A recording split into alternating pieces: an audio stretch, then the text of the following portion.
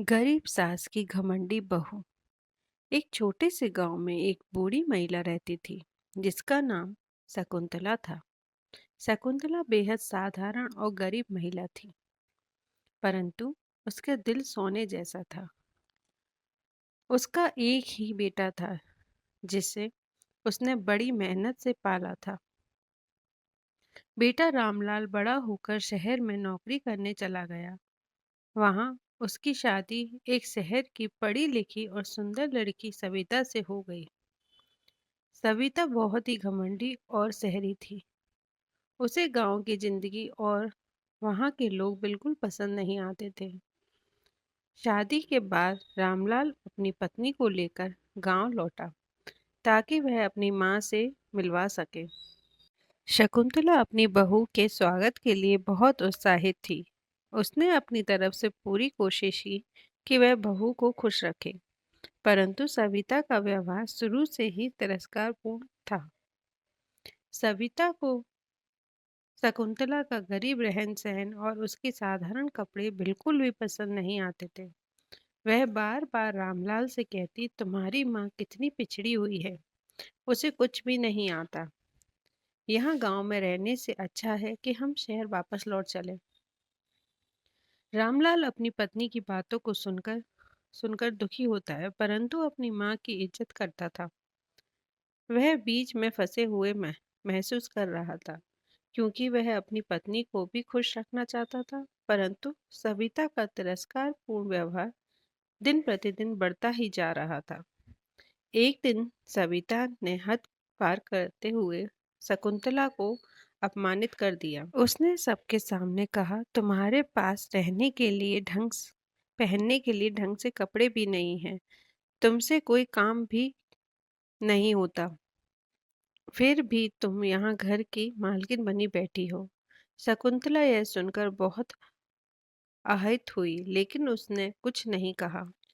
उसकी आंखों में आंसू आ गए, पर वह चुपचाप सहन करती रही। कुछ दिन बाद गांव में एक बड़ा मेला लगा।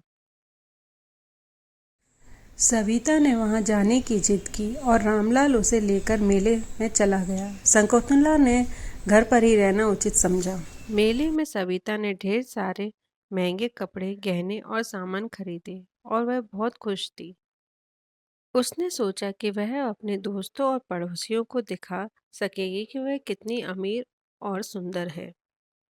लेकिन जब वे दोनों मेले से वापस लौटे तो उन्हें गांव के रास्ते में अचानक तेज बारिश होने लगी।